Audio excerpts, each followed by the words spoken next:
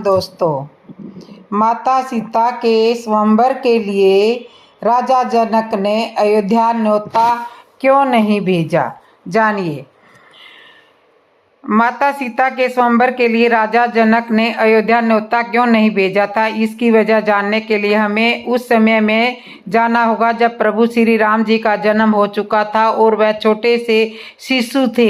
एक बार की बात है, जनकपुरी में वर्षा न होने की वजह से अकाल पड़ गया था। सभी पेड़ पौधे सूखने लगे थे, तालाब भी सूखने लगे थे, पशु पक्षी मनुष्य और जीव जंतु की मृत्यु होने लगी थी, खेत खलियान भी सूखने लगे थे। ऐसी स्थिति देखकर राजा जनक काफी व्याकुल हो उठे थे और उन्होंने काफी अनेक प्रकार के प्रयास यज्ञ किए थे, लेकिन उसका कोई भी परिणाम नहीं लेगा। राजा जनक काफी परेशान थे। तभी नारद जी ने बताया कि आपको अयोध्या की महारानी माता कौशल्या इस अकाल से आपको बचा सकती है। राजा जनक ने अपनी दासी को अयोध्या भेजकर माता कौशल्या को न्योता भेजा कि जनकपुर को आपकी जरूरत है, वहां आपकी काफी अकाल पड़ चुका है। किंतु उस समय माता कौशल्या अपने शिशु प्रभु श्री राम के लालन पालन में इतनी व्यस्त थी कि वह खुद नहीं जाकर उन्होंने अपने दासी को एक कलश जल भर करके दे दिया और कच्चा सूत लपेट कर दे देती है और कहती है कि इसे जनकपुर में छिड़क देना। माता कौशल्या की दासी जैसे ही जनकपुर में जल छिड़कती है, वह काफी वर्षा हो जाती है और सभी लोग काफी प्रसन्न हो उठते हैं।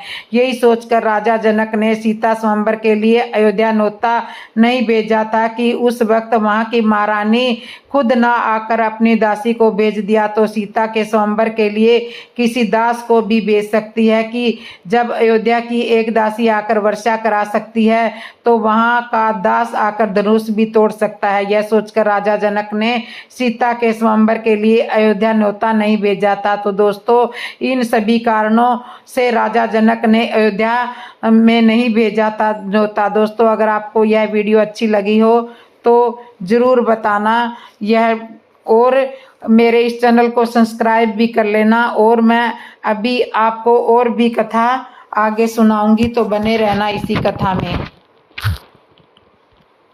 राम जी की अंगूठी खोजने के लिए हनुमान जी पहुँचे नागलोक और फिर वापिस अयोध्या नहीं लौटे, जानिए।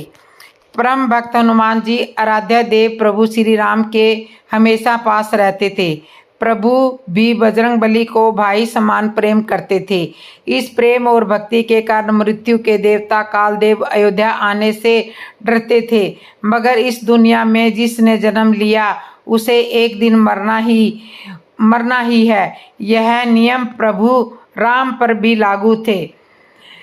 त्रेता युग में मनुष्य रूप में जन्म लेने के बाद उनके पृथ्वी पर आने का उद्देश्य पूरा हो गया, तो उन्होंने पृथ्वी लोक छोड़ने का निश्चय किया।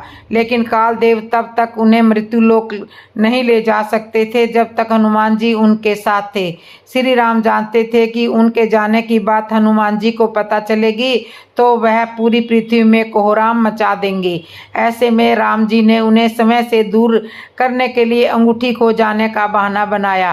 पुराणवी कथाओं के अनुसार जिस दिन कालदेव को अयोध्या आना था, उस दिन श्री राम ने हनुमान जी को मुख्य द्वार से दूर रखने के लिए अपनी अंगूठी महल के फर्श की दरार में डाल दी। उन्होंने हनुमान जी को उसे निकालने के लिए कहा। अंगूठी निकालने के लिए हनुमान जी छोटा आकार लेकर दरार में घुस गए, मगर वह दरार न होकर पूरी सुरंग थी जो नागलोक की ओर जाती थी। वहां पहुंचने पर हनुमान जी नागों के राजा वासुकी से मिले। नागों के राजा वासुकी ने आने का कारण पूछा तो हनुमान जी ने पूरा वृत्तांत बता दिया। तब वासुकी उन्हें नागलोक के बीचों बीच ले गए और अंगूठियों का ढेर दिखाते हुए कहा कि यहाँ आपको वह अंगूठी मिल जाएगी। अंगूठियों का ढेर देखकर हनुमान जी परेशान हो गए। उन्होंने पहली ही अंगूठी उठाई तो उस पर श्री राम लिखा हुआ था, लेकिन वह यह देखकर हैरान रह गए कि दूसरी अंगूठी उठाने पर भी श्री राम ही लिखा हुआ था।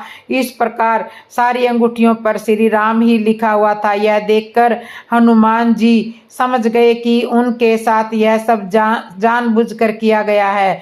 हनुमान जी को उदास देखकर मुस्कुराते हुए वासुकी ने कहा, महारथी महावीर पृथ्वी लोक में जो भी आता है उसे एक दिन लौटना ही होता है।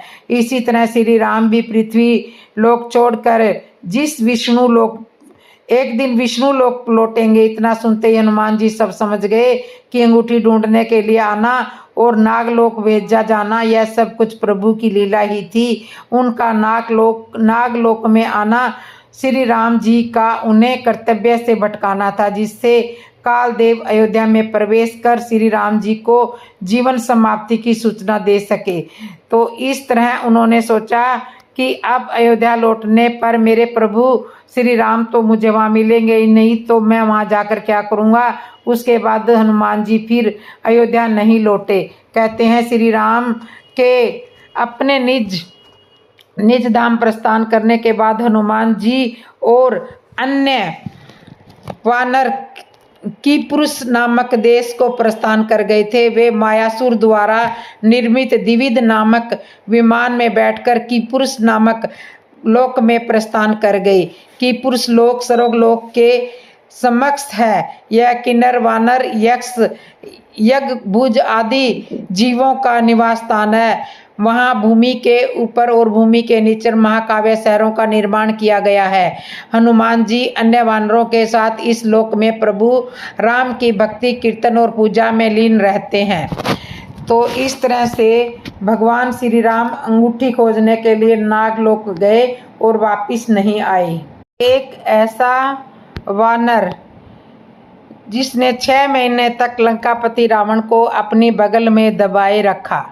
सुनिए।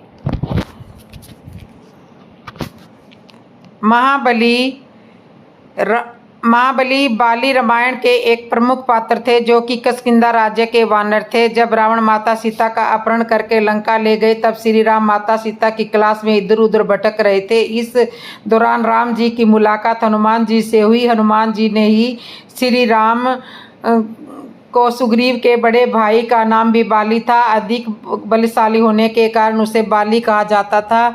महाबली बाली ने अपनी शक्ति से सुग्रीव का राज्य और उसकी पत्नी को भी छीन लिया था। इस कारण भगवान श्री राम ने बाली का वध कर दिया था। बाली को ब्रह्मा जी से वरदान प्राप्त था कि जो भी उससे युद्ध करने के लिए ललकारेगा वह उससे युद्ध करेगा, उसकी आदि शक्ति बाली को प्राप्त हो जाएगी। ऐसे में बाली, जो कि पहले से ही महाबली था, अपने प्रतिद्वंदियों से आधा बल पा लेने के कारण और भी शक्तिशाली हो गया।